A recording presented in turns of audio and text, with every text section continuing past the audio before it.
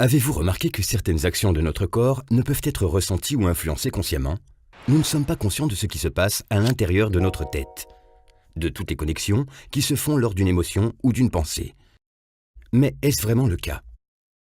Neurofeedback, la clé pour maîtriser notre cerveau. Notre cerveau contient des milliards de neurones, et il paraît impossible de le cartographier pour savoir où se situe l'origine d'un problème lorsque celui-ci survient. Mais on sait depuis les années 30 que les échanges de données entre neurones produisent un faible champ électrique que l'on peut mesurer et étudier. Cela s'appelle l'électroencéphalogramme ou EEG. Le neurofeedback permet justement l'étude du cerveau, grâce à la mesure de cette activité électrique. En plaçant des capteurs sur la tête, il est possible de lire les signaux électriques émis par le cerveau. Ces signaux sont caractéristiques de l'état mental dans lequel on se trouve. Par exemple, en état de relaxation, les yeux fermés, la fréquence dominante des signaux émis par le cerveau sera généralement comprise entre 8 et 13 Hz.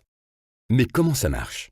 Là où intervient la magie du neurofeedback, c'est que si l'on informe le cerveau de la dynamique qu'il émet, il peut apprendre à corriger spontanément ces signaux grâce à un feedback visuel ou auditif et ainsi parvenir à rectifier les ondes et connexions qui ne sont pas optimisées pour la personne. C'est un peu comme avoir un professeur à côté de soi qui pointe du doigt les erreurs et qui permet à la personne de les corriger.